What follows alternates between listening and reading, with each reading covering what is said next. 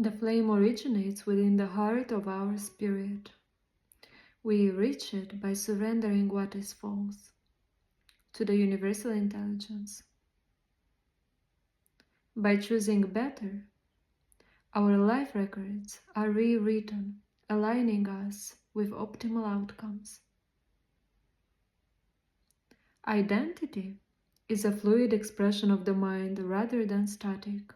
Thus, a crisis manifests through its resistance, appearing as domineering towards the truth that the light is ever growing.